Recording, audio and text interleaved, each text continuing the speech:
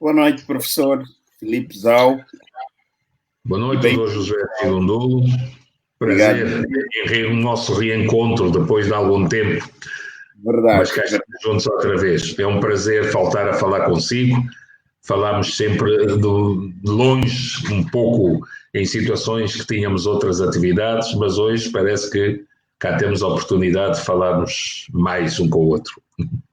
O prazer é todo nosso. Professor, bem-vindo ao conjunto de diálogos que temos estado a construir à volta do projeto de desenvolvimento para o país. E hoje, para falarmos de um tema extremamente importante, se quisermos até, um tema que pode ser considerado como a principal base para o desenvolvimento de qualquer país: educação e desenvolvimento. Sim, senhor. Eu concordo perfeitamente. Obrigado. Como é que tem estado a encarar o contexto, Covid e etc.? O professor está a colocar muito álcool e a usar muita máscara ou nem por isso? Não, eu também não estou a sair muito de casa, não é? Porque eu, como tenho idade de risco, já me aproximo dos meus 70 anos este ano, portanto eu sou do meio do século de 1950, estou a procurar também ficar mais em casa, porque também é a oportunidade que eu estou a ter para ler mais e que normalmente nestas atividades que do dia a dia da gestão académica rouba-nos imenso tempo de investigação e de leitura. Nós temos que estar sempre constantemente a aprender, constantemente a ler. E este momento do Covid é um novo normal que nós devemos realmente aproveitar para fazermos aquilo que do dia a dia não fazemos. Ou ficamos no trânsito, ou passamos muito tempo no gabinete a tratar de questões administrativas, e por conseguinte, esta é a altura que eu estou a aproveitar para fazer as coisas que mais gosto, não todas ainda, mas uma delas é ler. Outras das outras coisas que eu faço é ouvir música, é procurar compor, é acabar tocar um pouco mais, e portanto, como nós não sabemos neste contexto de Covid quando é que a nossa atividade letiva começa, vou aproveitando alguma coisa na atividade académica e na parte cultural. Okay. O professor já conseguiu tirar as lições do contexto ou ainda é cedo? Nem por isso. Não, tenho lido alguma coisa à volta do Covid. Necessariamente que uma das questões que me está neste momento que eu estou a olhar, pela leitura que se está a fazer do mundo, do que acontece no mundo, não é verdade, à volta do Covid, uma vez que a questão é planetária e existe em todos os países, e como é que cada um está a reagir a esta pandemia encontrando novos normais. E eu penso que esta é a situação que me leva, de certa maneira, a investigar como é que cada um dos países, sobretudo daqueles que nós mais lidamos, ou aqueles cujo contexto económico, social e cultural se aproxima mais do nosso, têm estado a reagir a esta questão do Covid, para que, de certa maneira, a atividade académica, a atividade escolar, não seja pura e simplesmente algo que ficou fechado e que as pessoas ficam à espera que o Covid passe para voltarem a uma situação que não vai voltar a ser igual à que já passou. A educação, penso que não vai voltar a ser igual à que já era antes. O despertar para esta pandemia, juntamente com as novas tecnologias de informação e comunicação, têm dado valor a algo que nós estamos a entender, quer dizer que o papel do professor é mais de moderador, de esclarecimento de dúvidas, mas que a aprendizagem é cada um que a faz. Toda a aprendizagem é, no fundo, uma autoaprendizagem e, sobretudo, ao nível do ensino superior, nós aprendemos muito mais sozinhos do que necessariamente e ao nosso próprio ritmo individual. Cada pessoa é um biopsicossocial inserido num contexto cultural específico e nessa altura nós aprendemos de acordo com a nossa própria disposição, com a nossa própria capacidade de aprender e com o nosso próprio ritmo de aprendizagem. Não é o professor que nos impõe um ritmo, portanto, aquilo que nós trouxemos da primária e da secundária, não podemos pensar no ensino superior, porque senão estaríamos num contexto de um secundário melhorado para o ensino superior. O ensino superior é algo que está voltado para a investigação científica, muito mais do que para o mercado de trabalho. O mercado de trabalho está a ser mais exigente porque estamos em era de conhecimento, mas o espírito de todo o ensino superior é aprendermos a aprender sozinho. E é esta metodologia que nós, de certa maneira, deveremos levar em conta, que a partir do ensino superior, que todo o ensino superior começa por ser entendido como discriminatório, porque não é para todos, nem toda a gente tem esta predisposição para investigar. Há pessoas com uma maior habilidade prática para as coisas e, portanto, não podemos pensar que o ensino obrigatório, que o ensino superior é algo obrigatório de base. Não é. Mas, por conseguinte, nós devemos entender que estamos numa era diferente, numa era de conhecimento, mas também numa era de novas tecnologias de informação e de comunicação e onde as tecnologias de educação começaram-se a desenvolver dentro desse aspecto. O aspecto de inovação é este. Nós, quando falamos, temos o Ministério de Educação, de Ensino Superior, Ciência, Tecnologia e Inovação. A inovação é precisamente encontrar caminhos para que cada um possa aprender o mais possível no âmbito da sua própria autoaprendizagem e possa mostrar o seu desempenho em função daquilo que investiga, daquilo que estuda, necessariamente de acordo com a orientação que lhe é traçada pelo professor. Mas a parte mais importante é a parte que ele estuda, que ele investiga sozinho, de acordo com essa mesma orientação, porque ninguém, no âmbito desta autoaprendizagem, abre a cabeça de ninguém para pôr lá o conhecimento. O conhecimento tínhamos de ser nós a adquiri-lo, porque é dessa forma que nós compreendemos também. Não há outra forma de compreender, nós não temos que decorar. Não é a lógica, temos é que saber onde encontrar as coisas, onde sabê-las utilizá-las, não é verdade? E, portanto, esta questão epistemológica é algo que nós conseguimos sozinhos. Portanto, de um ponto de vista epistemológico, como é que aprendemos? Aprendemos procurando o conhecimento, perante as dificuldades, saber onde encontrarmos alguém que nos possa direcionar novamente, juntando o novo caminho. Toda a aprendizagem é uma aprendizagem inteligente, porque baseia-se em pré-requisitos. É em função dos conhecimentos anteriores que nós conseguimos conhecimentos seguintes. E, posteriormente, vamos desenvolvendo, portanto, todo um conjunto de habilidades, todo um conjunto de situações até pragmáticas que nos levam depois a mostrar o nosso desempenho quando ele é pedido, para que mais tarde, a nível, num contexto de trabalho, a gente possa utilizar, ou num contexto de investigação, possamos ir mais longe. Esta é a minha ideia, quer dizer, do ensino superior e é a minha ideia da investigação. Portanto, não estou de maneira nenhuma a ver esta lógica do ensino presencial ser a única solução e a solução exclusiva para a aprendizagem das pessoas.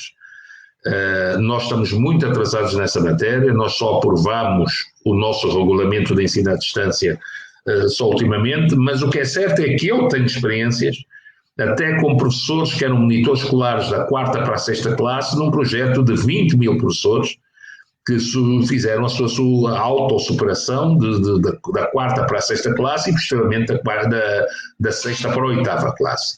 Alguns hoje, provavelmente, já estarão na universidade. E, portanto, aprenderam sozinho e num contexto de formação e exercício.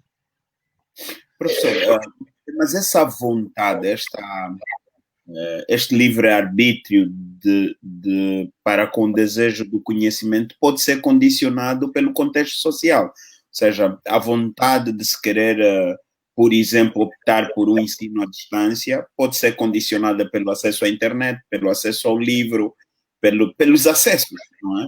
Como é que num país como o nosso isso é construído? Ou pode ser construído? A primeira ideia que me parece que há uma falsa ideia que só se faz ensino à distância com a internet. Ok. Não. O ensino à distância pode ser feito do ponto de vista com o script, com o áudio, com o vídeo. Há muitas formas de fazer ensino à distância. Eu fazia como unidades de autoformação de 4ª para a 6ª classe. Portanto, há livros, como por exemplo os livros azuis, que conhece a Universidade Aberta, de certeza, já vêm formados para o estilo da aprendizagem através do ensino pessoal, quer dizer, do ensino à distância. Quer dizer, não necessitam, portanto, eles já levam as pessoas a aprender sozinhos. Aprender a aprender.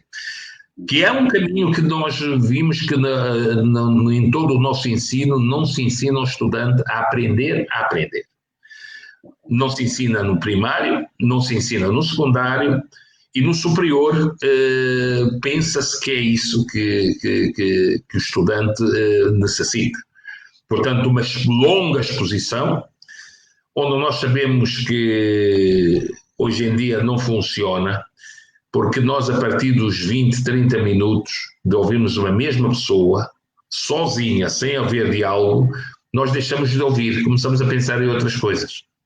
E, portanto, as aulas enormes, onde se processa um monte de informação e não se recorre, por exemplo, e nós temos esse problema dos estudantes nem sequer irem à biblioteca fazerem as suas próprias investigações, não se passam trabalhos porque dizem que não há livros, então estudar apenas por um conjunto de apontamentos onde se decora tudo, despeja-se numa prova, na verdade, e depois esquece-se aquilo para apanhar, abusar da memória para outras coisas. Não me parece que esse será o melhor caminho. Isso é um método do século XIX a ser utilizado em pleno século XXI. E este é o grande problema do ensino. Nós temos sérios problemas no ensino. Nós estamos em pleno século XXI, mas utilizando métodos escolásticos do século XIX. E então esse é o grande problema. E eu penso que é a altura de nós, e a Covid pode nos trazer essa oportunidade, de repensarmos a formação de formadores. Infelizmente, nós não temos formação de formadores. As escolas, chamadas escolas de magistério primário e institutos superiores e sedes de ciências da educação, não funcionam nesse espírito. Os ISEDs que deviam de formar professores, as pessoas que saem de lá não se consideram professores, nem querem ser professores quando vão para o ISED. Portanto, eles querem ser tudo menos professores. Se ele aprende para ser um professor de história, considera-se um historiador. Se aprende para se formar como professor de ciências sociais, ele já diz que é sociólogo. Ora, o que o ISED faz não é a mesma coisa do que a Faculdade de Ciências Sociais fazem. São perfis completamente diferentes, completamente diferenciados, ao qual, infelizmente, no nosso país, como o estatuto do professor não é valorizado socialmente, acontece que ninguém quer ser professor. Eu quero apenas o diploma do ensino superior. E tendo o diploma do ensino superior, eu escolho outra coisa do que ensinar. Porque ensinar, em princípio, para as pessoas continua a ser, não é prestigiante. Portanto, ser professor recebe mal, não lhe proporciona um estatuto social convincente, não é aquele a quem nós chamamos senhor doutor, mesmo que muitas vezes seja licenciado, não é verdade? Embora também não concordo muito que qualquer licenciado seja considerado doutor. Eu acho que doutor é quem faz um doutoramento, mas tudo bem, no nosso país a gente usa essa doutorite para tudo e mais alguma coisa. Então, infelizmente, nós não temos no subsistema de formação de professores, que faz parte das 3 leis que já saíram, Portanto, a Lei 13/01, a Lei 1716, esta última lei, não me lembro, acho que é 3220, não sei qual é bem o número da lei, mas é a terceira lei de bases do sistema de educação, tem que ter estratégias. E não há, até agora, uma estratégia de formação de professores e instituições de formações de professores que vocacionem as pessoas mesmo para o papel da formação e o papel do ensino. E esse é o grande problema e o grande handicap do ensino superior. Mas aí, professor, é só uma questão de estratégia ou é também uma questão de opção política? Porque... Eu diria que toda a educação, do ponto de vista político, carece realmente de interesse. Porque eu não posso entender que ainda hoje, do Orçamento Geral do Estado para a educação, se reserva apenas 6 ou 7,5% do todo o Orçamento Geral do Estado, nos momentos difíceis e nos momentos melhores. Já tivemos 4% em altura do conflito armado, 4, pouco, mas também em tempos áureos nunca se ultrapassou os 6, 7%. O que também mostra, de certa maneira, que não é a prioridade da agenda política a educação. Eu penso que Angola tem muito mais recursos, por exemplo, do que Moçambique, e Moçambique vota 18% do seu Orçamento Geral do Estado dedicado à educação, quando a Unesco refere que 20%, na verdade, será o ideal do Orçamento Geral do Estado para cada Estado. Nós não chegamos nem a metade e, portanto, se não temos ovos, também não podemos fazer grandes omeletes. O orçamento que temos, portanto, da educação paga salários e pouco mais. Não impulsiona o desenvolvimento do setor nas diferentes áreas, no pré-primário, no primário, no ensino superior, não é isso. E daí eu entender o papel que o Estado, a determinada altura, empurrou para a iniciativa privada, mas que também depois também não permite à iniciativa privada também desenvolver o seu próprio projeto educativo ou formativo, porque condiciona em termos de propinas, com tetos cuja inflação ultrapassa demasiadamente, quer dizer, não se pode estar a formar médicos com $100 mês, é utópico, porque o curso do médico é caro, não se pode pagar mais para uma propina. Aliás, mais para uma mensalidade de uma creche do que se paga para uma mensalidade de um curso de medicina, que são dos mais caros, já para não falar dos outros. Portanto, há qualquer coisa que aqui não está certo. Quando eu, em colégios do ensino primário e secundário e até creche, a mensalidade custa mais do que a mensalidade de eu pagar um curso superior, eu pergunto que tipo de professores é que eu preciso para eu, ou que tenho que recortar em função da estrutura de preços para eu ter que pagar a qualidade desse professor. Portanto, um professor que é bom, um professor que me pode resolver esses meus problemas, eu tenho que lhe pagar melhor do que lhe estava a pagar à hora, necessariamente. Isso eu só posso pagar em função da estrutura de custos. Ora, se me limitam demasiadamente as propinas, se o ensino superior não é de facto para todos, se o ensino público não cresce e as pessoas para terem a sua mobilidade ascendente, a mobilidade social ascendente, procuram o ensino privado, mas depois procuram-no forçar para que ele funcione como se fosse um ensino público, que é pago pelo Estado e que os professores são pagos pelo Estado. Portanto, há aqui uma série de questões que não se entende. E, portanto, a gestão das universidades privadas é complexa, mas também a das universidades públicas é complexa, e vimos agora que foram os primeiros a gritar que não conseguem medidas de biossegurança no contexto desta Covid. Não conseguem dar resposta às públicas. porque não têm orçamento, porque não... Bom, as escolas também se queixam do orçamento, portanto, quando nós falamos em educação, eu verifiquei que temos, portanto, nós em 1998 tínhamos 3,5 milhões de crianças fora do sistema do ensino.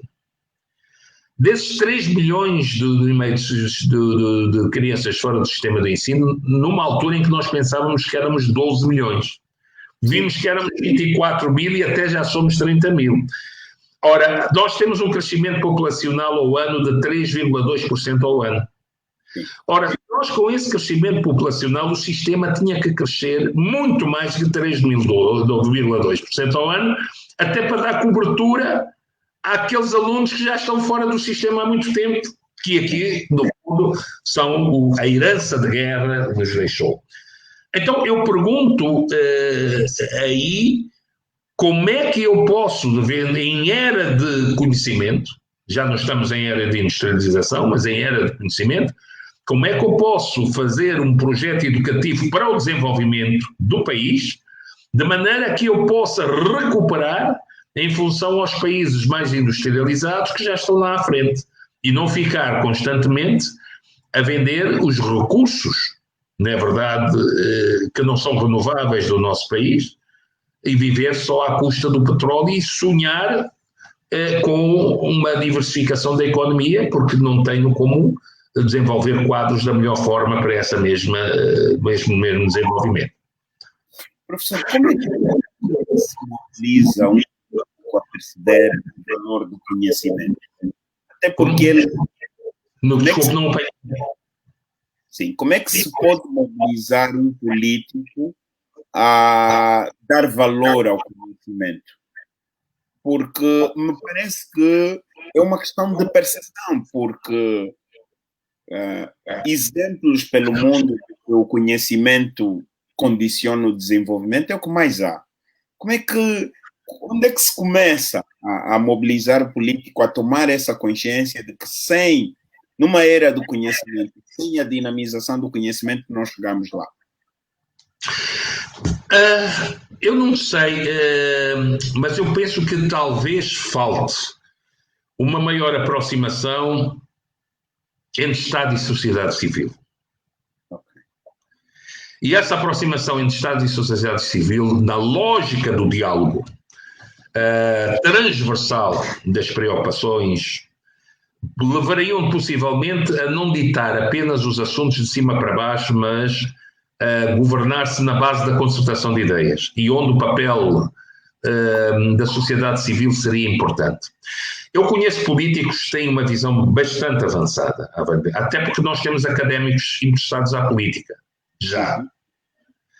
Mas o que me parece é que a determinada altura eles são poucos ou não conseguem mover toda uma opinião que se faz depois e que se vence em função talvez da maioria, para que, por exemplo, o Orçamento Geral do Estado não continue a ser o que está a ser, e que nós, neste momento, eu tive a oportunidade de ver na televisão, na SIC, uma apresentação do professor Carlos Rosado, onde o nosso orçamento dedicado à educação é o segundo pior de África. Atrás de nós só o Sudão do Sul, que ficou independente há muito pouco tempo e que tem esta visão árabe ou muçulmana, que também condiciona as questões da educação, sobretudo a educação da mulher e tal. Então eu pergunto-me, não é verdade, neste tempo todo, o que é que, qual é a sensibilidade das pessoas, que eu entendo, mas foi um período de guerra. Bom, mas a guerra já acabou em 2004, né? 2002. Pois, de 2002 a 2020, nós continuamos com estes orçamentos e já tivemos, na verdade, crescimento populacional, crescimento exatamente na ordem dos 17% ao ano, 18%, fomos dos maiores crescimentos que tivemos e o dinheiro estourou-se em tudo, menos na formação. Quer dizer, continuamos aflitos de formação, continuamos aflitos de estradas porque foram mal feitas, continuamos aflitos porque as novas centralidades continuam com os mesmos problemas de água, de luz, de elevadores. Bom, Então há qualquer coisa que não está a funcionar e não percebo eu por bem porquê. Mas o que me parece é que, de certa maneira, há uma pouca, eu acho que é um pouco diálogo, quer dizer, o diálogo não há um diálogo horizontal, há um diálogo de cima para baixo, ao qual eu também sigo as receitas que eu quero, do ponto de vista político, e nem sempre, por mais que eu ouça, às vezes ouço, mas ouço, tudo bem, mas eu não levo em conta às vezes as coisas que eu ouço. É o que me parece, de certa maneira, da experiência que eu tenho tido e dos diálogos que eu tenho tido. Bom, há, portanto, uma metodologia de trabalho que não permite este tipo de valorização do papel da sociedade civil na questão do desenvolvimento, nomeadamente dos académicos, que podem, de certa maneira, ajudar. É preciso ver, por exemplo, quando há estratégias de desenvolvimento e é preciso pedir pareceres, pede-se mais facilmente um parecer lá fora, um estrangeiro ou uma universidade estrangeira, porque nós, a sensação que eu tenho é que não confiamos em nós. Confiamos muito pouco em nós mesmos e ouvimos-nos muito pouco uns aos outros. O nosso olhar está dentro, mas temos constantemente a olhar para fora. E não temos soluções endógenas, em situações próprias, que nos permitam resolver algumas questões com a sustentabilidade que se fazia necessário, né? E, portanto, às vezes, as soluções que vêm não se adaptam depois à realidade, não se discute, porque talvez dá uma sensação que nós temos muita dificuldade de aproveitarmos da melhor maneira os próprios quadros que até mandamos formar, mesmo fora. Voltam, não têm emprego, não há uma estratégia de os enquadrar, e penso que não teriam que ser todos enquadrados em Luanda, ou há vários sítios para os enquadrar, para os resolver. Eu penso que há aqui uma questão que necessitaria, de certa maneira, de um diálogo mais apurado com o setor produtivo. Por exemplo, a nível da universidade, eu tenho tido a preocupação de procurar os empresários. Cheguei à conclusão que eu não posso estar a continuar a formar para o desemprego. Não me faz sentido, porque ao fazermos a cerimónia de outorga, os estudantes ficam muito contentes. Nós dissemos no discurso que lançámos mais 700 estudantes para o mercado de trabalho. E vamos ver em que mercado de trabalho é que eles estão. Nos supermercados. Então, não há uma estratégia dentro da formação de quadros, apesar dos dados que nós fornecemos. E apesar de haver uma estratégia de formação de quadros do qual eu participei, a determinada altura, apesar dos planos estratégicos de formação, para onde é que eles vão depois? Para onde é que eles distribuem? Quer dizer, o indivíduo que tem depois o encosto sempre vai arranjando um padrinho, vai sempre arranjando, mas, do modo geral, onde é que ele se vai inscrever, onde é que ele vai dizer, onde é que eu tenho a necessidade de saber onde é que é falta deste ou daquele indivíduo. Quando eu falo em diversificação, que tipo de trabalho de orientação eu faço a nível até do secundário. Nós chegamos e recebemos os estudantes do ensino superior e a primeira coisa que a gente vê é que eles não sabem o que querem. Eles querem tirar um curso, mas nem sabem bem o que é que querem. E então eles escolhem, não, eu quero aquele curso que o meu primo também já tirou porque ele ganha dinheiro. Eu quero direito porque direito dá para tudo, inclusive para ser político. Sobretudo o sonho, porque assim já sou político e não. A necessidade é que ele só se afirma como político, né? Bom, ele quer, pergunta logo quais são os cursos que dão mais dinheiro, gestão. Não. Então a ideia é gestão, direito, comunicação social dá visão, dá alguma visibilidade, não é verdade?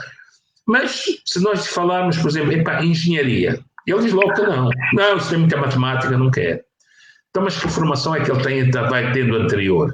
Que orientação vocacional é que é feita antes no secundário? Que orientação profissional é que se faz para que se justifique que a partir da 4ª classe ou da 6ª classe o sistema se subdivida uma área geral, uma formação profissional, uma formação de professores normal. Bom, mas quem é que vai para ali, quem é que deve ir para lá, e quando chega qual é a sequência? Ele chega ao fim e quer mudar para ali. Fez às vezes matemáticas, quer ir para direito, está em direito, quer ir para outras coisas. Quer dizer, tem humanidades e quer ir para ciências exatas. Tem ciências exatas, mas como é que ele sabe? Mas que orientação vocacional os psicólogos que existem nas escolas, que testes psicotécnicos fizeram ou não fizeram para orientar esse mesmo aluno para o sucesso, porque ele tem que ser orientado para o sucesso. Ele tem que ser orientado no sentido de dizer, meu amigo, vais fazer estes testes, a sua inclinação é para isto. E não é para aquilo, não vale a pena escolher outra coisa, porque para ali você não tem sucesso académico. Ao dizer mesmo as suas habilidades manuais que foram jogadas, você será um bom técnico médio. Mas não pense no ensino superior, porque você não é vocacionado para a investigação. Você será um belíssimo técnico e pode sentir-se satisfeito na sua vida futura profissional como um bom técnico, um bom mecânico, um bom eletricista. Não, isso tudo, quer dizer, o trabalho passou a ser desprestigiante, o trabalho manual, e precisamos dele, e o trabalho intelectual. É uma utopia para toda a gente chegar, mas com o qual nem toda a gente tem competência nem condições para lá chegar. Então, este é o papel social que cabe à educação fazer, ele não está a ser feito. Não está a ser feito, as ciências de educação não é só a sala de aula, não é só o magistério, não é só supervisão, não é só inspeção. Há muitos outros aspectos que se podem tirar, mas que realmente não estão a ser colocados e não estão a ser devidamente valorizados. E, portanto, as pessoas, ao não se sentirem valorizadas, ou não se sentirem com o salário mínimo, possam enfrentar, por exemplo, questões como esta inflação galopante. Então, e estas crises constantes que normalmente vamos suportando, as pessoas vão desistindo e vão se desapaixonando destas questões da educação. Então, o único local onde normalmente há sempre emprego é para dar aulas, mas dar aulas não é ser professor. Esta ideia que dou aulas não quer dizer que seja um professor.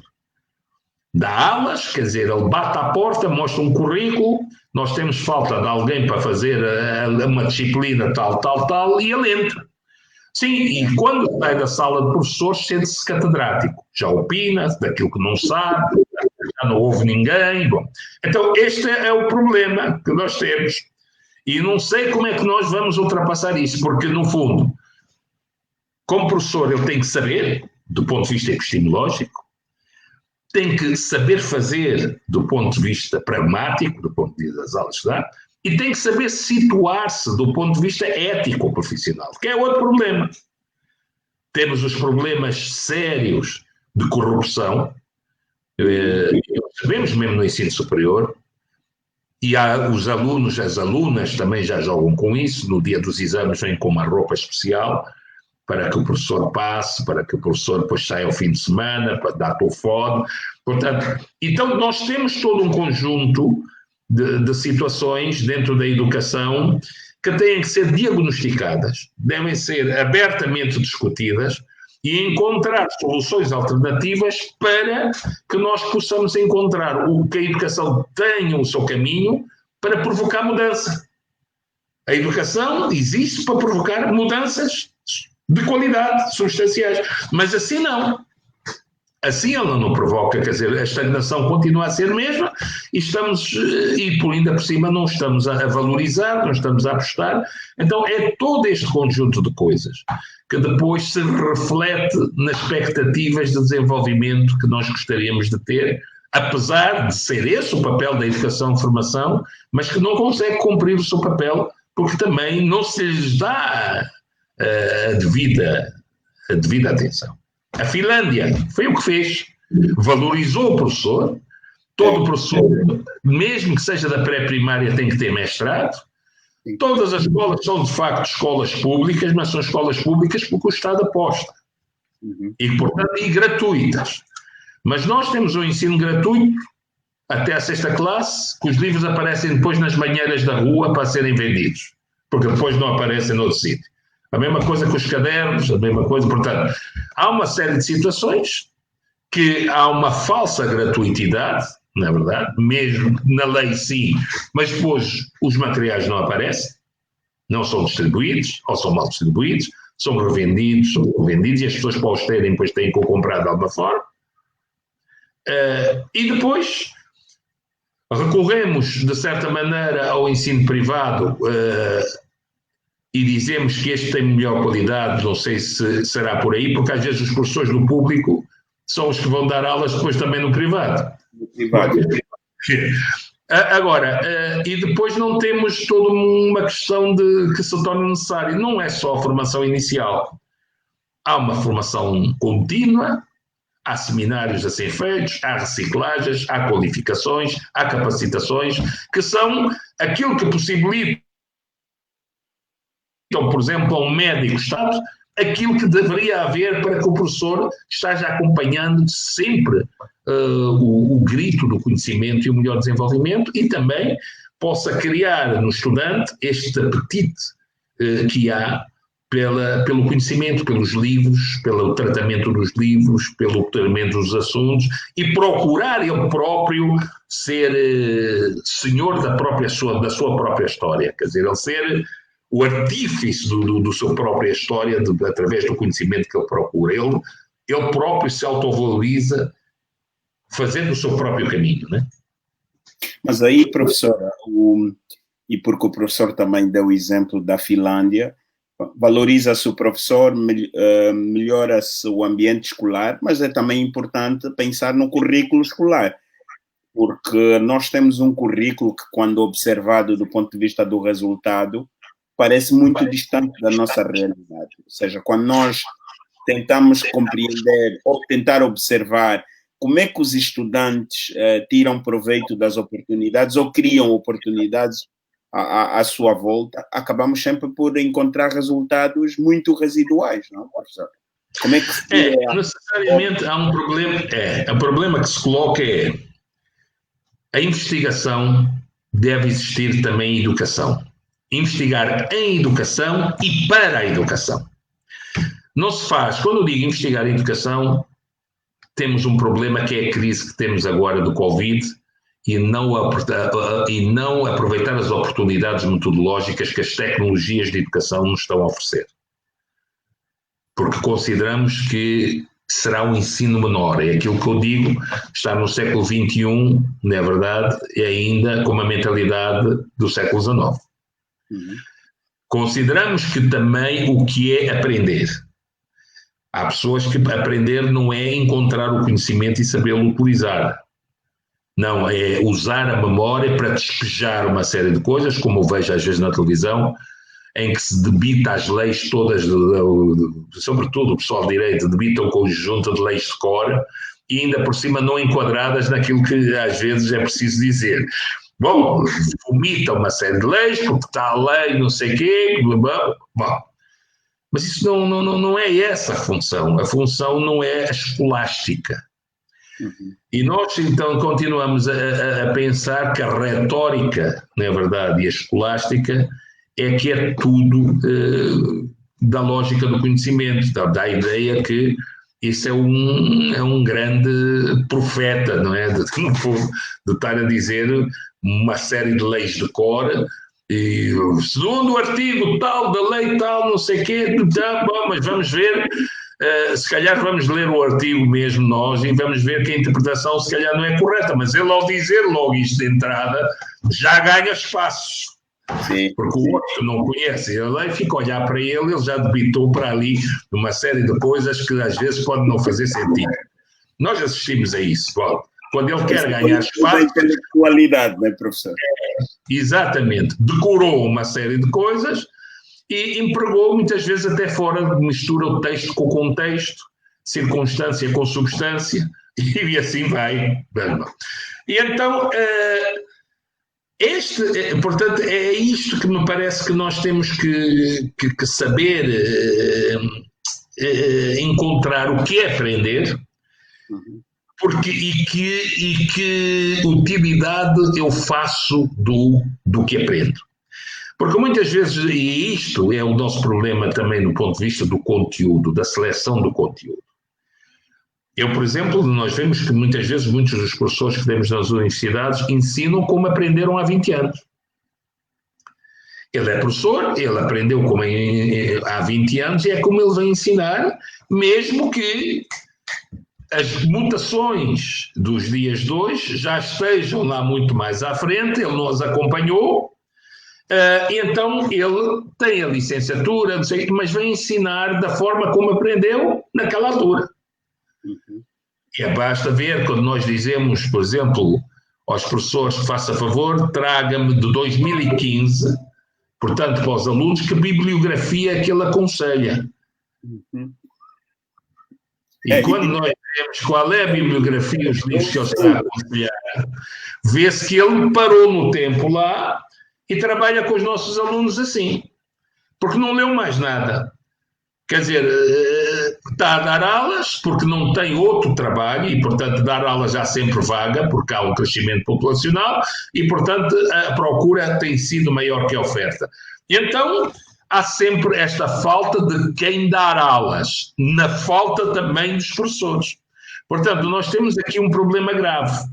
Não temos professores, temos quem dá aulas sem a formação devida porque não há professores, e depois esses trazem, por vezes, nem sempre o melhor conhecimento e o conhecimento de ponta mais adequado que eu necessito para desenvolver. Então estou sempre em desvantagem com qualquer estrangeiro que tenha um outro tipo de formação mais qualitativa e mais de acordo com o último grito de uma determinada área, uma determinada especialidade que ele traz ou não, e que nem sempre reproduz passa essa informação.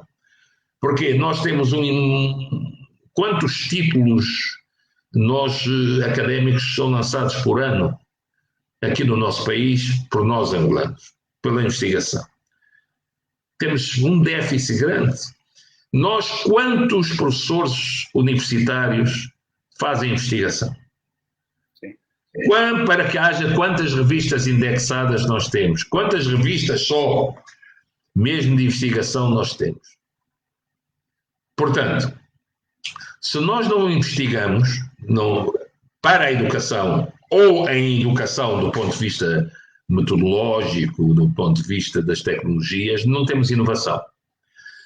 E, portanto, não havendo inovação, nós ensinamos as coisas numa lógica de pré-históricas, né? Uma coisa daquele conhecimento que não é o conhecimento que nos faz aproximar, na verdade, dos países dos quais nós temos um fosso grande.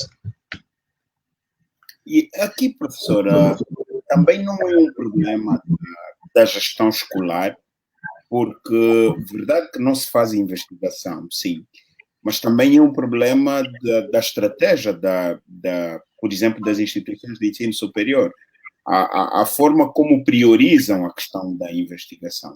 A experiência demonstra que, em alguns casos, são também as próprias universidades que não criam espaço para que a investigação se realize, professor. Bem, também é verdade. Também é verdade, porque o problema é se eu recruto pessoas que não tenho, que me dão aquele mínimo das aulas, mas não investigam, essas pessoas também não fazem mais nada. Mas isso também, vamos lá ver, eu tenho pessoas que dão aulas, eu não tenho professores. Lá está.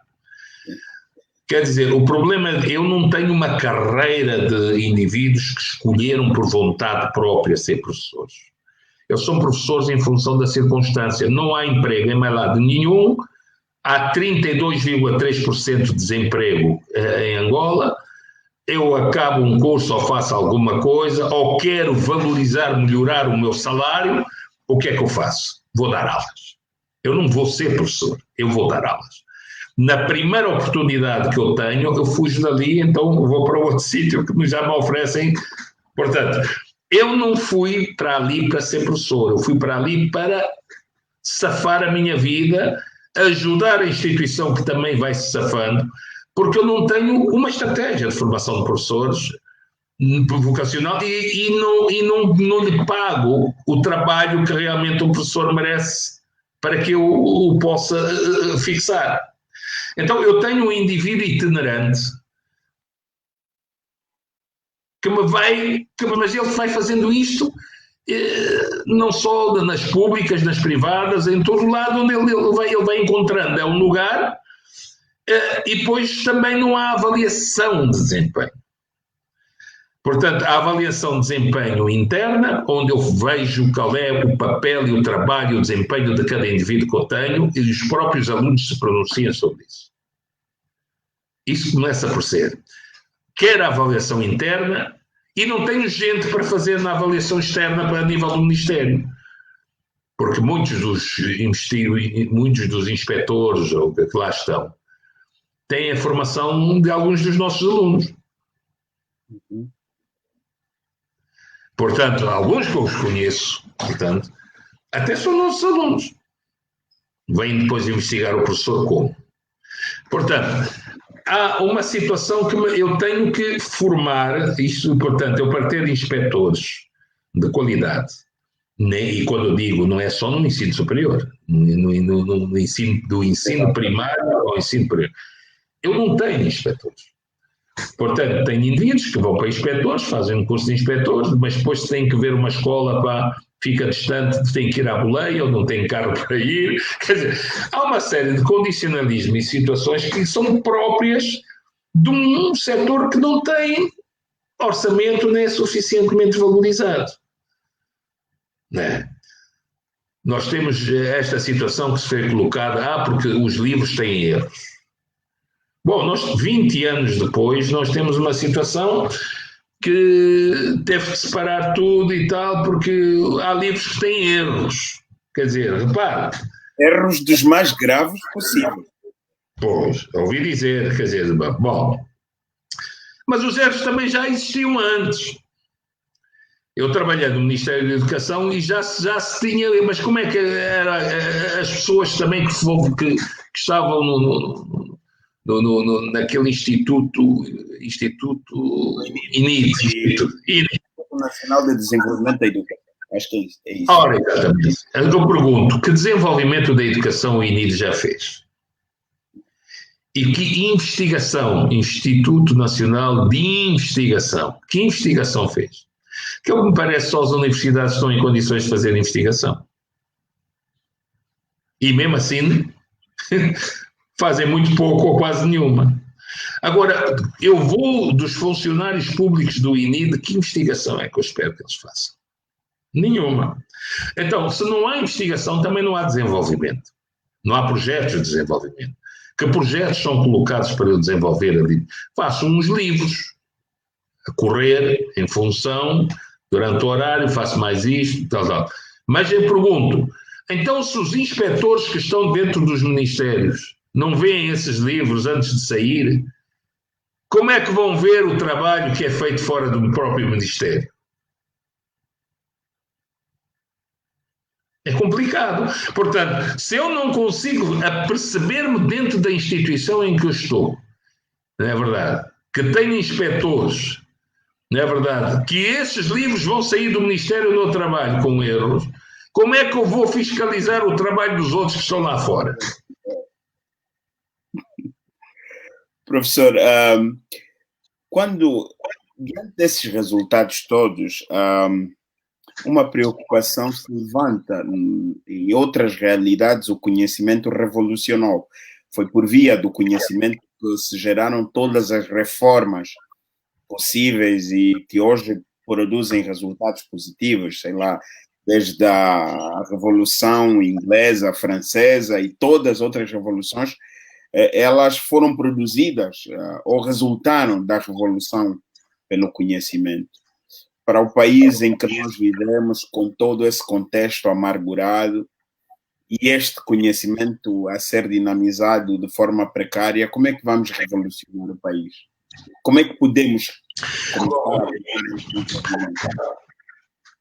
Eu penso que o último diagnóstico que se procurou fazer da educação, e foi só a nível do ensino de base, diagnóstico, porque isto tem que se diagnosticar as situações, foi em 1986.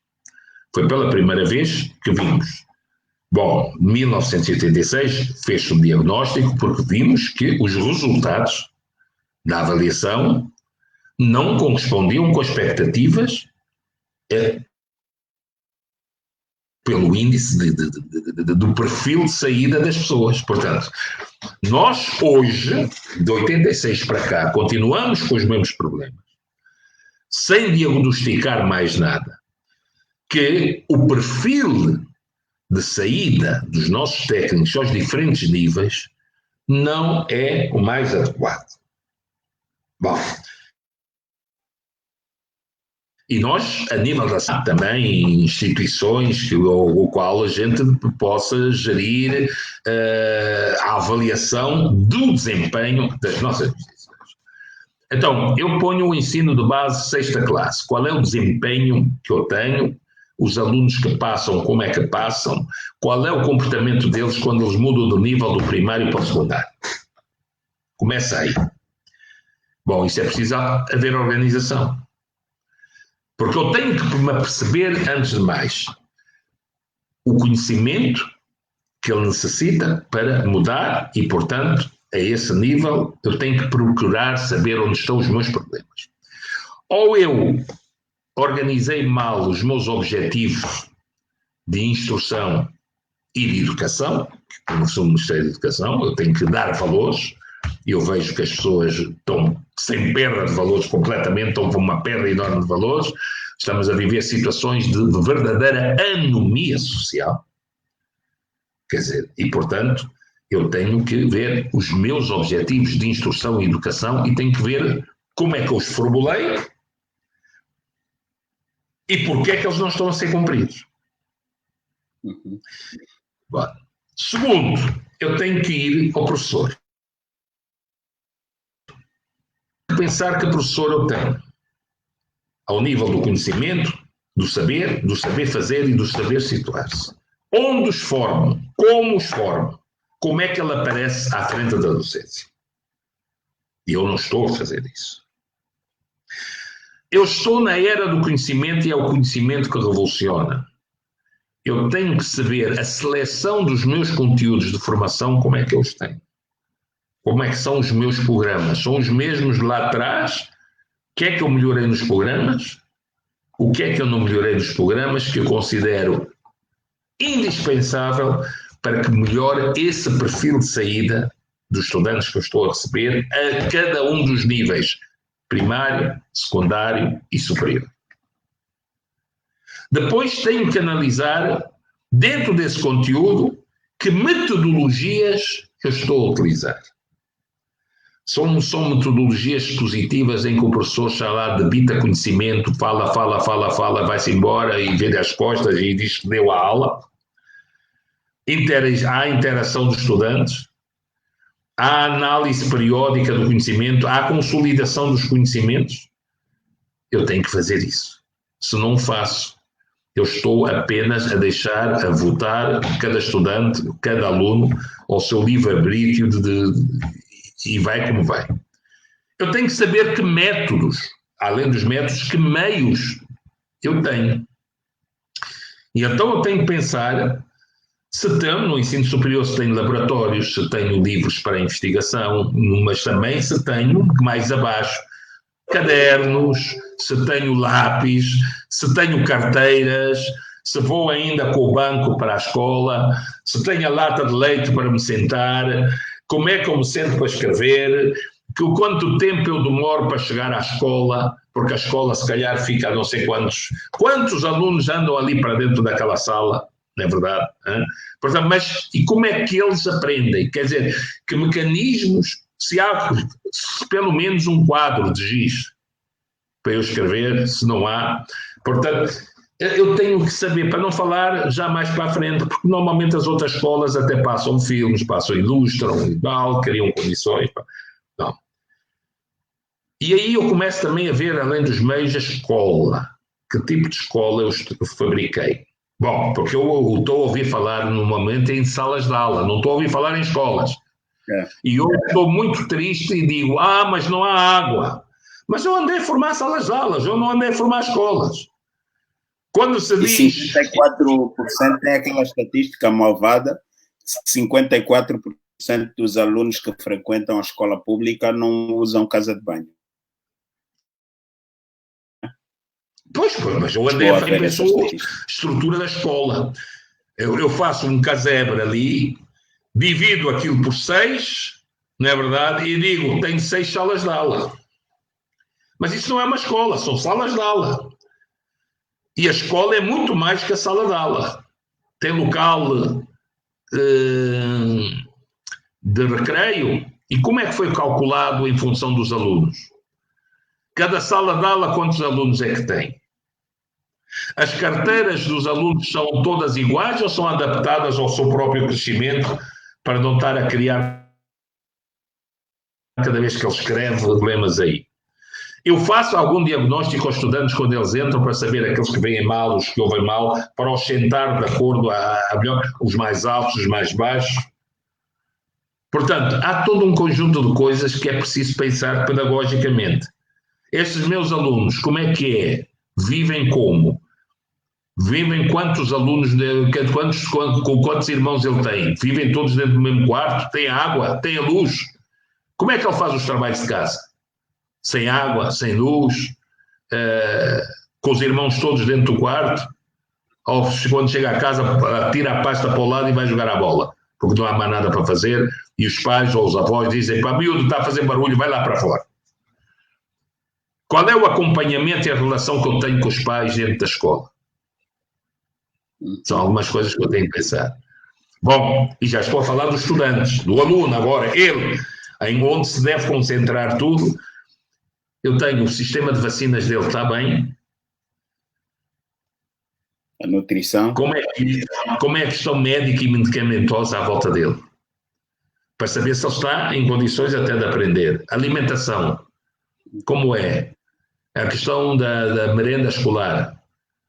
Se não tem em casa, come, não come, porque se ele não come, não aprende. Vai dormir para a escola. E depois tem que pensar ainda na avaliação. Como é que é a avaliação do estudante? Na verdade, que tipo de avaliação eu faço? E, portanto, em que períodos é que eu faço a avaliação?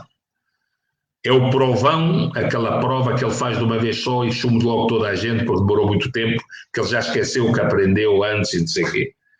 Ou eu vou periodicamente acompanhando o desenvolvimento dele e ver se ele está mais atrasado, tenho que puxar mais por estes, menos por aqueles e levar o conhecimento dele para o orientar para esse mesmo estudo. E quando ele reprova ou a prova lhe corre mal em função da avaliação, o que é que eu faço? Que tipo de retroalimentação neste microsistema eu faço? Bom, estas são algumas das questões a nível microsociológico, que eu preciso de ter um empoderamento, quer do professor, quer do estudante, e que estratégias eu tenho para esse empoderamento do professor como do estudante. Mas ao nível acima, eu tenho que pensar a nível mesossociológico. Como é que a escola se organiza? Como é que o diretor da escola organiza a escola? Como é que há as reuniões com os pais? Como é que funciona a questão dos horários, se funciona bem? Como é que a minha escola, nas épocas de maior calor, se tem ventilação suficiente, se não tem ventilação suficiente, porque ali não há luz nem ar-condicionado e eu tenho que estar a pensar, de certa maneira, que muitos alunos todos ali fechados e não sei o quê não vão ter condições de aprender. Né? Se a capacidade da sala é para 30 alunos, eu às vezes meto lá 60, 70. E é isso que eu tenho que me preocupar também. Mas tenho que me preocupar também se a escola tem um orçamento para resolver os problemas básicos, mínimos, até de água. E a um nível macrosociológico, agora a um nível mais acima, eu tenho que pensar como é que eu estou a desenvolver as escolas em função do crescimento populacional que eu tenho e em função também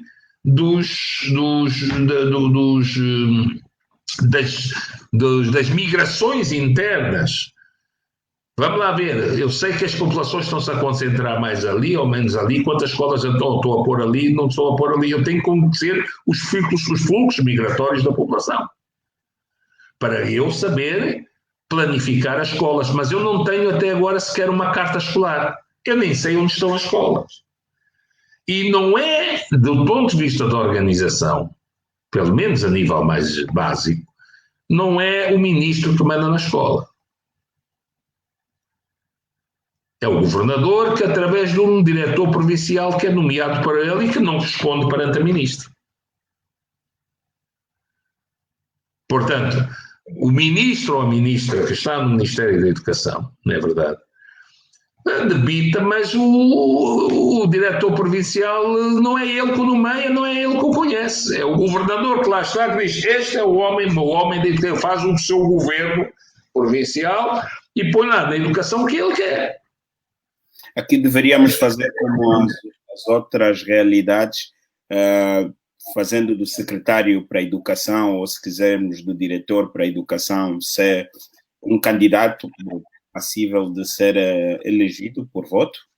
Um delegado, no mínimo, o problema é que nós passamos da questão de delegado, uma coisa é delegado no Ministério, outra coisa é diretor provincial. Quando eu tenho um delegado da educação, eu posso, na lógica da colocação de quadros, que é um outro problema que a gente não tem, o indivíduo fica ali, se aquela escola dele nunca mais sai de lá porque fica a fazer de casa e faz também o seu cambalacho ali com os pais e dos dinheiros e não sai, não muda dali. Se permanece ali.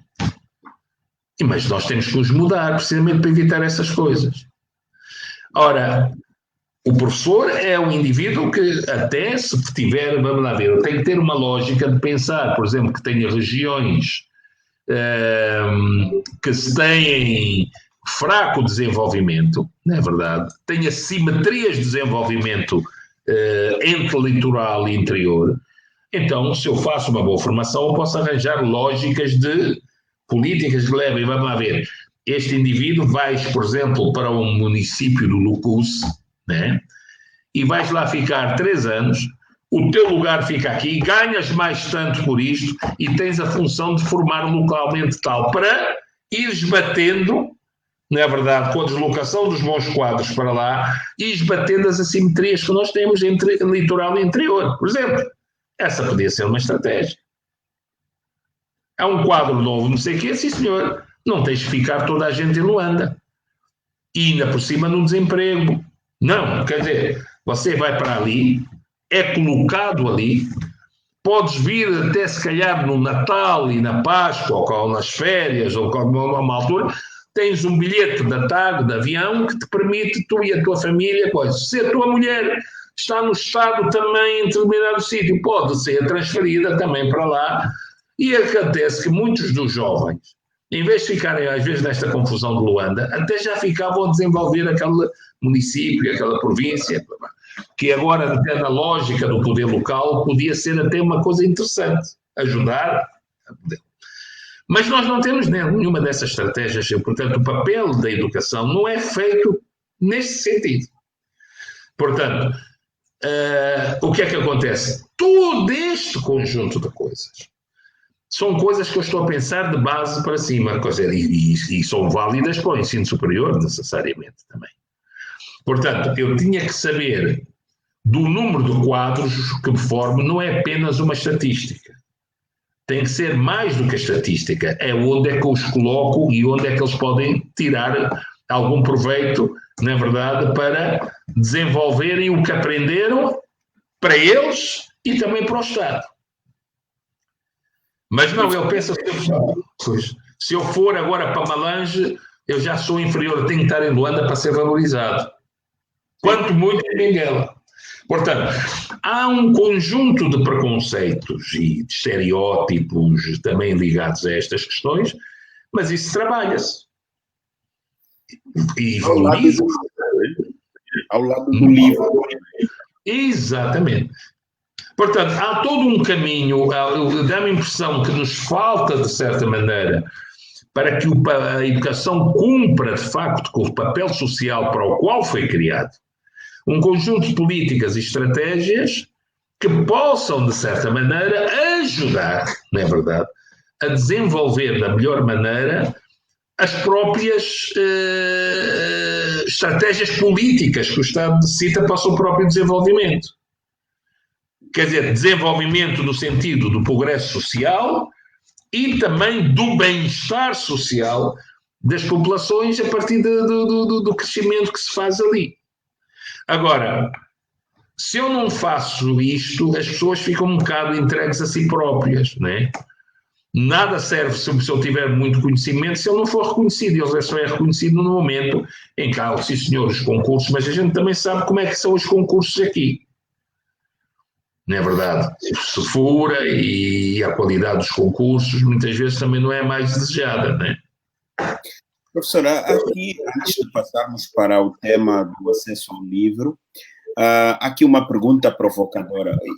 Não se sente também que de quando em vez, principalmente no nível superior, onde as instituições têm um pouco mais de liberdade e ousadia, não se sente também aqui muita dependência das instituições do ensino superior à autoridade política? Parece muito mais que as instituições obedecem muito para além do que deveriam obedecer. Não é também a altura de um novo posicionamento das instituições de ensino superior? Eu acho que sim. Quer dizer, eu acho que não há, por parte das instituições de ensino superior, a autonomia que deviam ter. Mas nós temos um problema, é que também dizem, bom, mas eles também não têm que ser tutelados. É preciso entender o que é este Ministério de Tutela. Quer dizer, nós temos que equacionar esta coisa de tutela com a necessidade de autonomia. Por um lado, o exercício da tutela, por outro lado, a autonomia que as instituições devem ter do ensino superior. Ora, o que é que acontece? Se a ideia de tutela é interferir constantemente na gestão das instituições e não promover políticas que permitam às instituições desenvolver, aí temos um problema grave, porque se nós analisarmos bem, o desenvolvimento de quadros de educação ocorre nas instituições e não é no Ministério. Okay.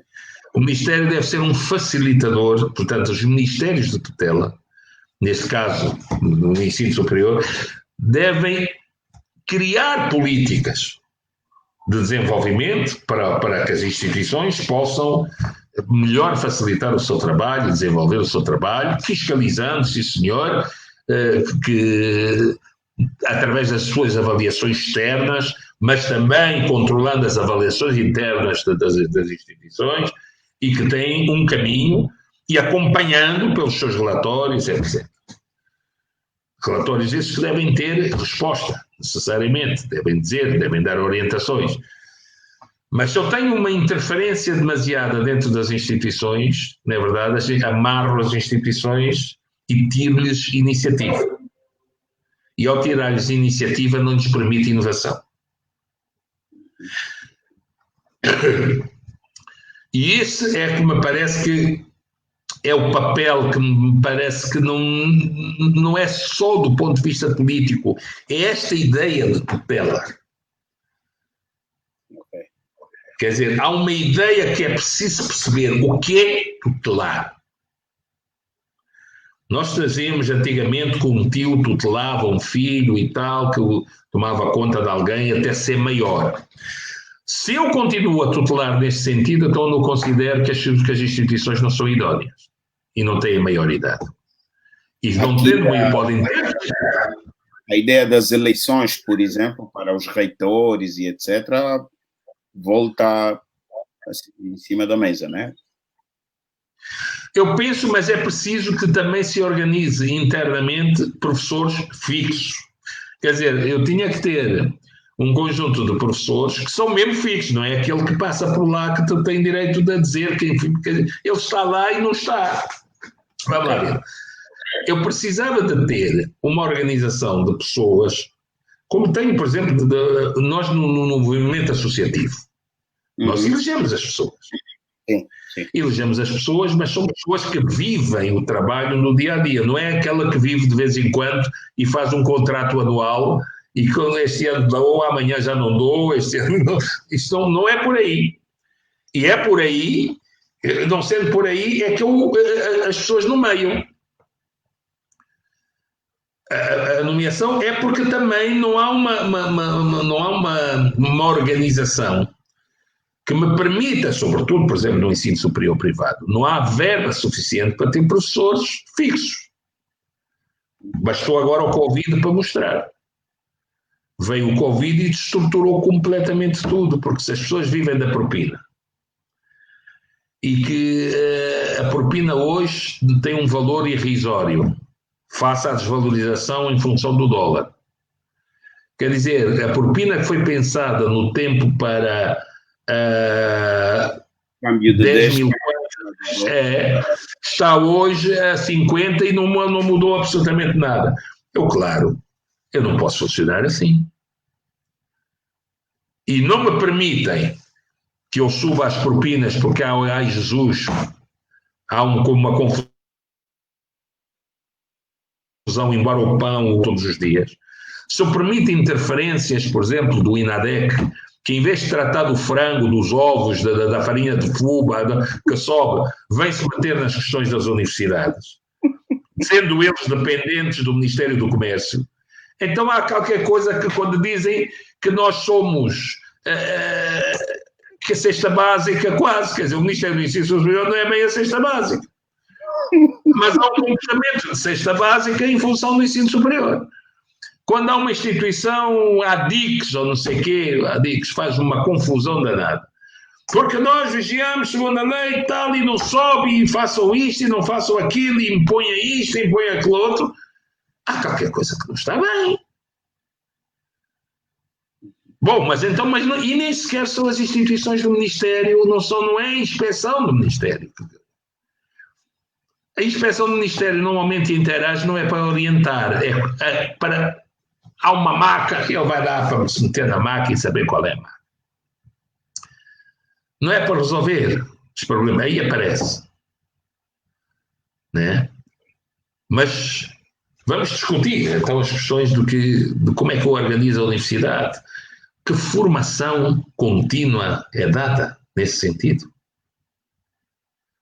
Qual é as boas práticas, as boas experiências que são passadas? Que reuniões é que se fazem?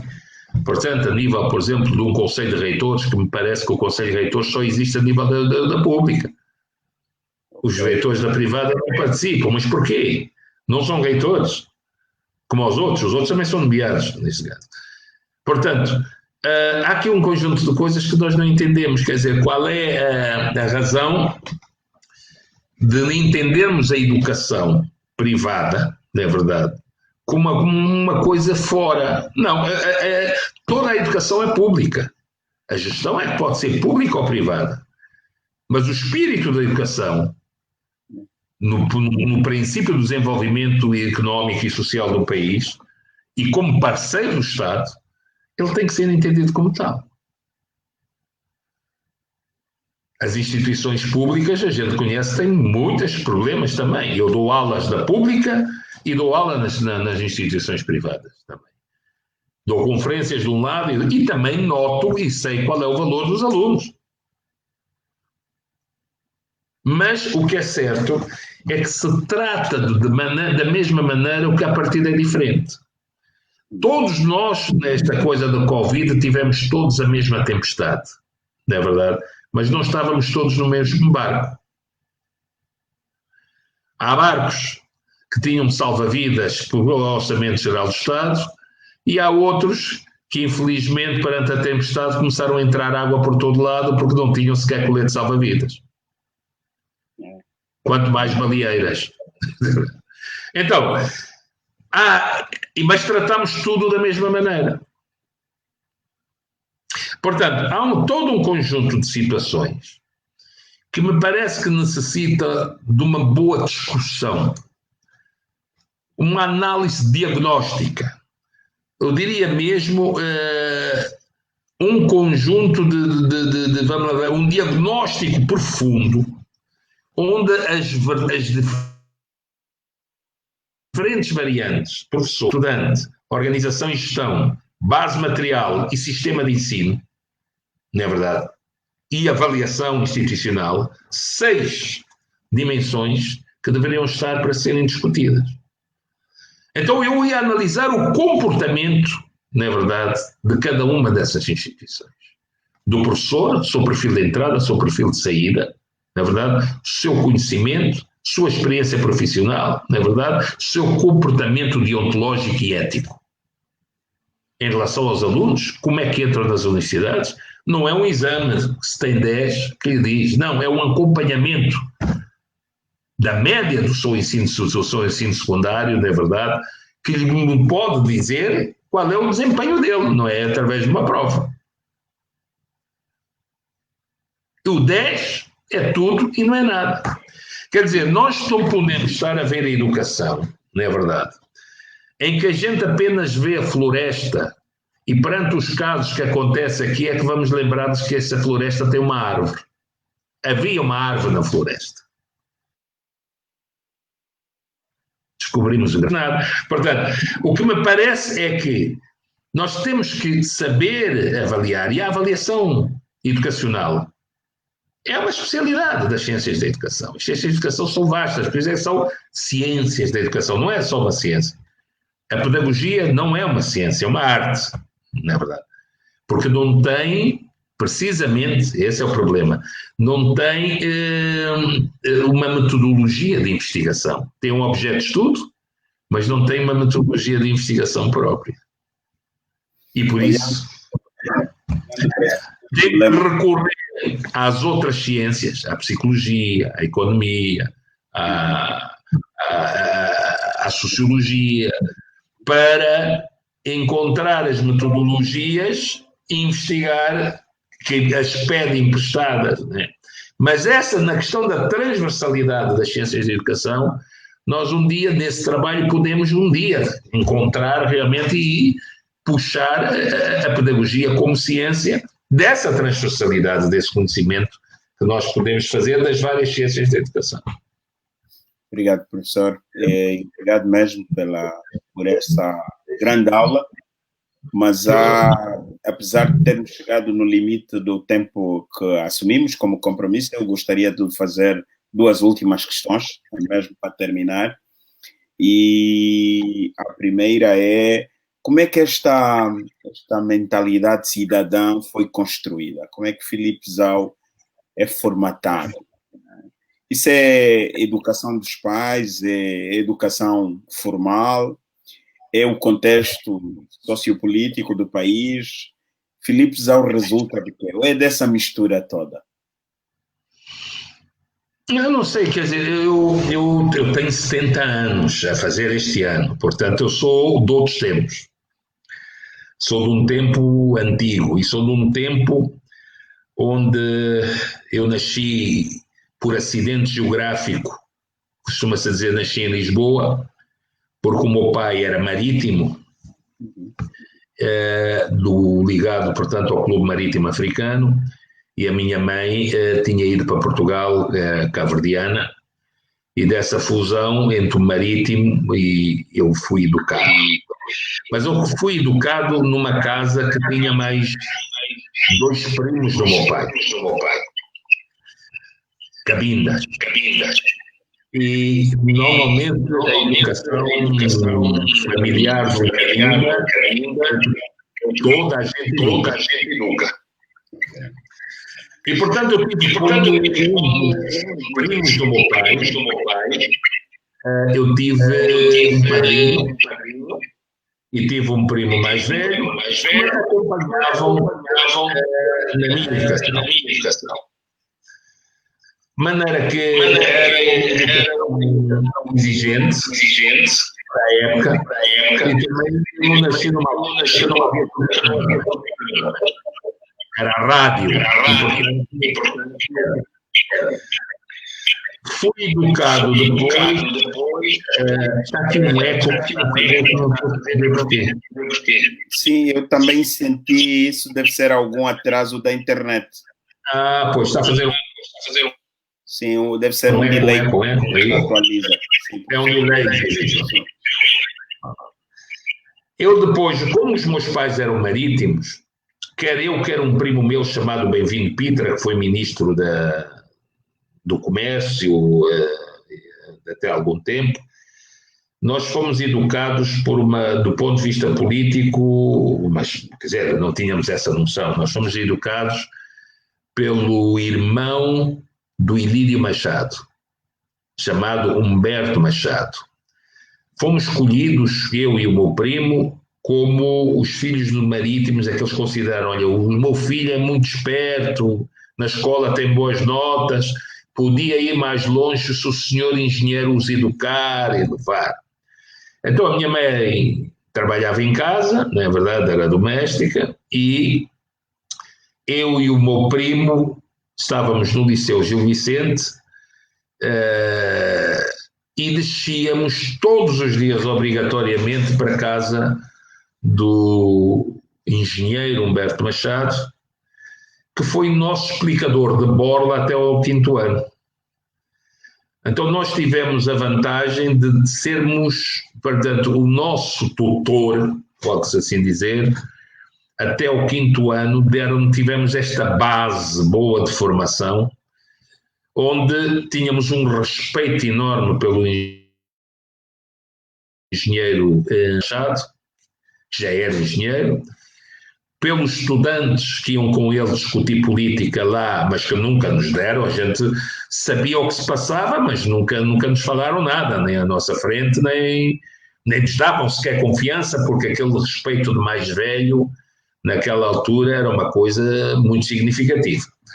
Então eu fazia exercícios de matemática, mais o meu primo, de um caderno chamado Palma Carlos, que era até enjoar. Aquilo, ele queria discutir política e servia-se de nós estarmos ali, faz conta que estava a dar explicação, e passavam-nos montes de exercícios, e nós, não facto, que nós, depois dessa aprendizagem, nós fomos bons alunos. E como bons alunos, estudámos com bolsa de estudo, ou com isenção de propinas. Que havia, nessa altura, isenção de propinas, nós conseguíamos realmente, como negros, eu e o meu primo fomos os únicos negros no Liceu Gil Vicente, 1960 a 1967. Eu só acabei por ver um negro mais tarde, em 66, ou coisa assim do género, nessa escola. Não foi fácil, portanto, quando se fala de situações de discriminação racial, hoje nós já sentíamos antes com um peso enorme, né? na rua, em todo o lado. Mas também tínhamos uma solidariedade entre africanos, ou filhos de africanos, que era uma coisa fantástica. Qualquer negro que visse um outro na rua tinha que o cumprimentar. Boa tarde, Patrício, a palavra era Patrício. Ser Patrício, todo negro era considerado Patrício. Boa tarde, Patrício. Bom dia, Patrício. Patrício de onde é? Que é o seu pai? Este diálogo fazia-se permanente, porque passar por Patrício e não cumprimentar, está armado em branco, está armado em vaidoso, tinha problemas. O meu maior problema, de uma vez disse, porque quando eu estava a jogar futebol lá na rua, e passou um Patrício. Mas eu não vi, com a maluquice da bola e tal, eu não vi. Ele parou e mandou-me chamar, venha cá, porque naquela altura vizinho era família quase, né? Que isso eram hábitos e valores que se perderam. E ele perguntou-me assim, o Patrício não me viu? E eu, não vi, não. Como é que você se chama? Eu disse, eu não sei o quê. Onde é que você mora? Mora ali. Então, vamos lá para casa. E levou-me a casa. E o meu pai abriu a porta e ele disse, olha, o senhor vem trazer o seu filho, que eu passei, não me cumprimentou. E o meu pai perguntou-me, como é que você não cumprimenta o Patrício? Você vê o Patrício, me levei uns bons ralhetes, mas eu não o vi. Com a bola, não. E, portanto, aprendi a cumprimentar os patrícios. E esse era o grande lugar de solidariedade. Eu tive a sorte depois, a minha escola ficava em frente ao Centro de Estudos Africanos, que era um centro mais ou menos clandestino, da casa da Dona Andrésia, na Rua Atorval, onde alguns estudantes, quando o doutor, quando não podia, era ali que eu ia fazer os trabalhos da escola. Havia esta solidariedade também dos estudantes ajudarem os filhos dos marítimos. Eu tive essa sorte de ajudar nos meus estudos. Então fiz de seguida a minha 4ª classe. Eu também comecei a estudar mais cedo que os outros, porque eu era muito traquina em casa e a minha mãe já não me aguentava, meteu-me na escola, num colégio, de uma senhora que batia com uma régua que era um termómetro partido, e ela não tinha mais nada, dava-me tareias que não era brinquedo, quando me portava mal. E a minha maior tristeza foi no primeiro ano que eu estudei poder passar e não passei porque não tinha idade. Quando eu fui para a 1ª classe, eu já sabia tudo e a escola não me era interessante porque tudo que me estava ali a falar eu já tinha aprendido. Mas fui desenvolvendo, ficava sempre na carteira porque aquilo dividia-se os mais espertos, os menos espertos e os mais burros. E eu ficava sempre na carteira dos mais espertos, tive sempre essa sorte, fiz os meus estudos, depois apanhei o engenheiro Humberto Machado, que cuidou de mim até aos 15 anos, aproximadamente. Acho que a partir daí eu já tive condições de andar sozinho. Quer dizer, fiz o liceu, fiz um curso de magistério primário que me ensinou a ter valores, portanto fui professor primário e fiz a carreira toda de professor, por vocação. Portanto, fui professor primário, depois fui professor de português, aqui, por exemplo, no Gola Canini, depois tive professor da própria escola de magistério primário, pronto, depois fiz o curso superior e fui fazendo mestrado, doutorado, sempre na área das ciências da educação. Bom, não sei, outras coisas que eu também fui cultivando o espírito foi a música. A música foi outra das coisas que eu desenvolvi também, porque desenvolve valores, desenvolve sentimentos. E, portanto, eu fiz esta minha vida assim. Hoje respeito-me muito pelos valores, pela ética, pelo sentido de empatia. Eu e os outros não consigo pensar numa lógica só em mim, não tenho esse sentido egoísta, mas tenho um sentido de alteridade, porque foi próprio daquilo. Eu fui educado por muita gente que me apoiou, na diáspora portuguesa, né? E quando chegou a 75, o meu pai levou-me ao Comitê 4 de Fevereiro. No comitê, foi a primeira vez que o meu pai me deu confiança para falar em política. Veio o 25 de Abril, normalmente as coisas todas não eram, mesmo que se passasse lá em casa, eu tinha que fingir que não ouvia e desaparecer, porque não me davam confiança, porque você é miúdo, não pode, era miúdo, é miúdo. Foi quando eu, em 75, eu já tinha 20 e tal anos, já era casado, foi quando ele me deu confiança e levou-me ao Comitê 4 de Fevereiro. E no Comitê 4 de Fevereiro fui entregue ao Dr. Arménio Ferreira, que me pôs no Comitê 4 de Fevereiro como alfabetizador dos marítimos. Ensinava a ler, a escrever e tal. Até que houve um dia que ele disse, o presidente Neto passou pelo Comitê 4 de Fevereiro, no Alvor, e disse, os filhos de marítimos têm que vir para baixo. Todo para Luanda. E foi assim que eu vim. Ele escolheu uns e eu vim nesse coisa. Fui entregue na altura ali no comitê do MPLA na Vila Alice. Depois, pronto, a partir daí entreguei lá uma guia e fui dar aulas. Tive várias opções para ali, para lá, mas eu sabia era dar aulas e sabia cantar e tocar, era isso que eu gostava de fazer. E continuo, já sou reformado, portanto reformei-me ao fim de 40 anos de serviço no Ministério, 42 ou 43. Estive a fazer, portanto, na estratégia de formação de quadros da Presidência da República, estive a trabalhar também nessa estratégia, até que, como trabalhava como assessor do seu Ministro da Educação, ele puxou-me, pediu-me para eu ir primeiro para vice-reitor, depois para reitor da universidade. Bom, e aí foi-me exigida, já só podia ir depois de reformado, reformei-me, e sou um homem reformado que continua a trabalhar nas questões de educação. Portanto, mas preocupado com a educação. Hoje preocupo-me sim com as questões de educação, mas também com as questões de caráter sociológico. Portanto, a educação é sociologia. E, portanto, eu aí tenho um apetite natural para as questões da sociologia. Primeiro era mais uma sociologia ampla, aberta, a chamada aquela grande sociologia dos clássicos universais. Hoje fico-se um bocado mais na sociologia africana, para compreendermos um bocado mais estas questões do desenvolvimento do país e como é que podemos melhor caminhar. Portanto, este é o cidadão, portanto, que está aqui, na verdade, e que vai fazer preocupado com o tempo,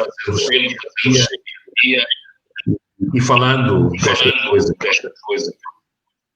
Apesar dessa história toda dedicada à cidadania, ainda tem tempo para sonhar num país melhor? Nós temos que, quer dizer, se nós não acreditamos, não pensamos num país melhor, não damos sentido à vida. Nós, para darmos sentido à vida, nós temos que acreditar em alguma coisa. Temos que acreditar nas coisas, senão a vida não faz sentido. E, portanto, só o lado pessimista, nós devemos ser críticos das coisas que achamos que não estão bem e procurar nos esclarecer. E, às vezes pode ser que também possamos ser nós que estamos a ver as coisas, às vezes, com os binóculos ao contrário. Mas o que é certo é que, abertos ao diálogo, sim, para discutir e ver até que ponto as nossas análises são corretas ou não estão corretas, isso para já é importante, quer dizer, da minha parte. Segundo, a vida só dá sentido se nós tivermos uma utopia, se tivermos uma lógica qualquer para a seguir. Então temos que aprender a dar sentido à vida. E dar sentido à vida é pensar que, apesar dos escolhos, há sempre alguma coisa a separar. Como dizia Mário de Andrade, no meio do caminho havia uma pedra. Em todos os caminhos há uma pedra. Agora vamos saber como é que nós sabemos contornar essa pedra para podermos conseguir continuar o caminho. Porque senão a vida não tem sentido. De que faria o sentido agora reformado e não continuar a pensar que se pode fazer coisas melhores e melhorar, quanto mais não seja quando a gente tem filhos e netos. Então nós, pelo menos, temos que dar continuidade no sentido de olhar a nossa experiência para as gerações mais jovens. Nós, das gerações mais adultas, temos que pensar, de certa maneira, que temos um legado a deixar para as gerações mais novas. Porque senão, temos os sobrinhos, temos isso tudo, quer dizer, o quê? Eu também segui.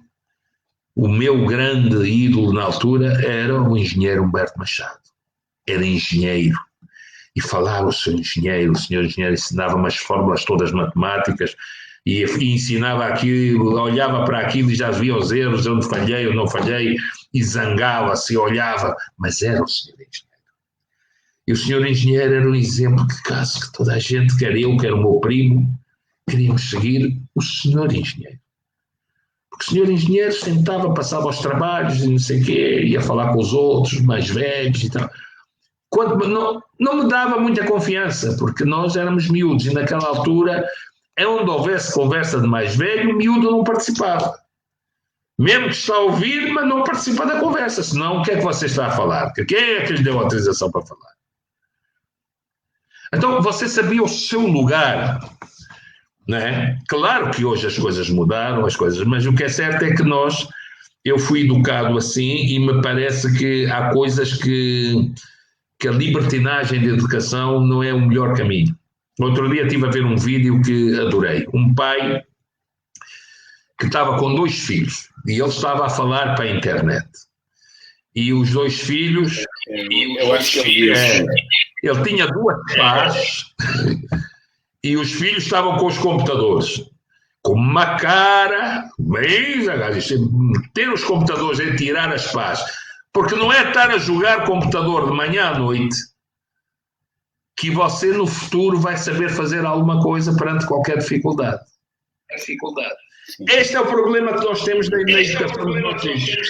É que nós pensamos que a educação é só na escola. Não, há também o trabalho educativo, no seu sentido mais restrito, que se junta ao ensino. Ensino mais trabalho educativo, aí temos a educação. E nós não estamos, de facto, a saber ensinar os nossos filhos. Porquê? Porque nós estamos a dar tudo aos nossos filhos. Tudo do último grito a gente quer para os nossos filhos, para que tenham tudo, menos a educação que nós estamos a dar. Os nossos pais eram o contrário, não tinham nada para nos dar, mas deram-nos a educação. Então essa talvez seja a diferença de muitas vezes nós verificarmos que há uma diferença substancial nestas coisas. Quer dizer, damos tudo, mas o projeto educativo, não é verdade, de complementaridade àquilo que se faz na escola, muitas vezes não temos a preocupação de o fazer.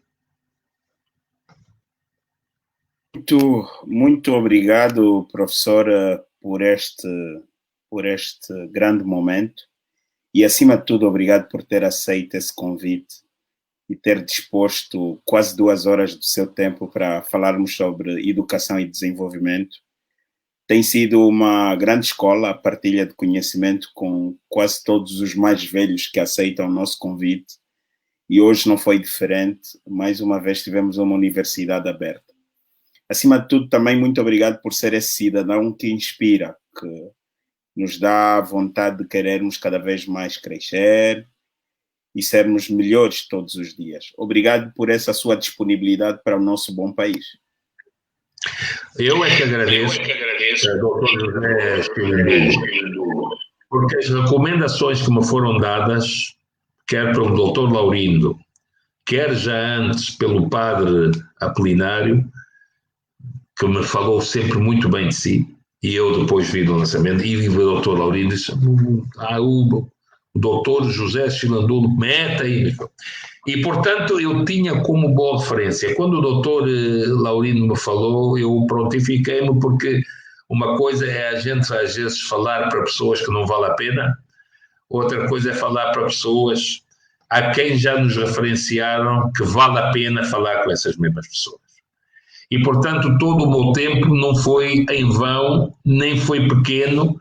Podíamos falar hoje a noite inteira, porque eu tinha uma boa referência da pessoa com que eu iria conversar, não é verdade? Portanto, no ponto de vista da verticalidade, de atitudes, de comportamento, de visão.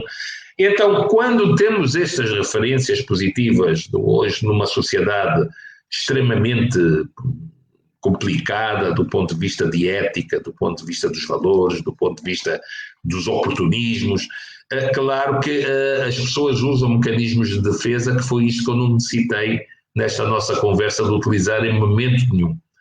Portanto, foi um livro aberto, foi uma troca de conversas, pura e simplesmente, foi uma tertúlia extremamente interessante, pelo tipo de perguntas que colocou e porque, de certa maneira, encontrei que havia aqui uma metodologia de um caminho de descoberta, no fundo, de histórias de vida a serem conhecidas a partir de cada uma das pessoas, e que talvez isso possa valer a pena para o futuro, porque continuo a pensar que ninguém guia nenhum caminho sem olhar pelo retrovisor. Nós estamos na parte de trás, já das gerações mais antigas, mas, de certa maneira, o olhar para a frente, do ponto de vista da endogeneidade, deve, de certa maneira, associar sempre a tradição à modernidade.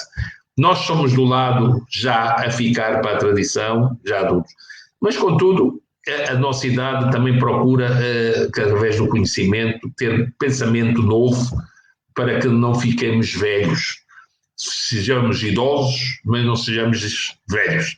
E isso é pelo menos a minha preocupação, mas solamente eu estou também muito grato por ter falado com o Dr. Josué e já o ter visto, mas por outro lado ser uma pessoa a quem foram dadas sempre muito boas referências. E por conseguinte, eu não poderia deixar de maneira nenhuma de falar consigo, até também para o conhecer melhor. Muito obrigado, professor. Nós temos boas referências e pessoas como o senhor servem para nós de espelho, e por causa disso, daí as referências. Na verdade, as nossas referências são um reflexo daquilo que temos aprendido com todos vós.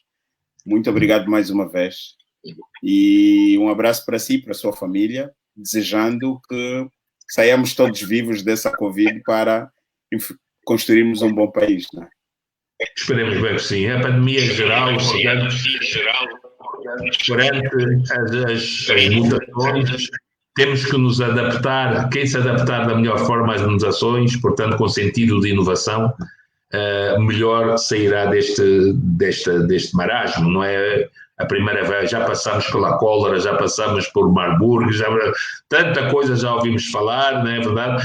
E, portanto, esta é mais uma das muitas que existem e que não vão ficar por aqui, necessariamente, e que, portanto, temos é que saber nos adaptar às situações que nos são colocadas e procurar encontrar caminhos alternativos para podermos ultrapassar essas mesmas dificuldades. Isso é que não ficar à espera de braços cruzados que a pandemia se vá embora, sem nos adaptar, porque ela não está com vontade de ir tão depressa, e, portanto, temos que nos adaptar ao novo normal da melhor forma.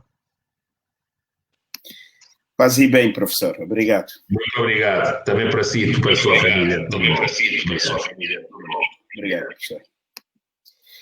Foi então assim a conversa com o Dr. Filipe Zau, uma grande lição hoje sobre educação e desenvolvimento. Muito obrigado a todos que nos acompanharam e deixaram aqui os seus comentários. Tenho plena certeza que assim que o doutor tenha tempo vai poder observar os comentários. Aqueles que colocaram alguma questão e nós não conseguimos apresentá-la ao professor, pedimos desculpas. Na verdade, o diálogo tem sido construído sem a intervenção externa, porque senão não conseguimos fazer gestão do tempo que temos. Na próxima sexta-feira teremos o professor Francisco Esteves para falarmos um pouco sobre a economia de Angola, olhar para o passado como referência para a construção do país futuro. Até lá, para o bem do país e do mundo, paz e bem a todos, muito obrigado e paz e bem.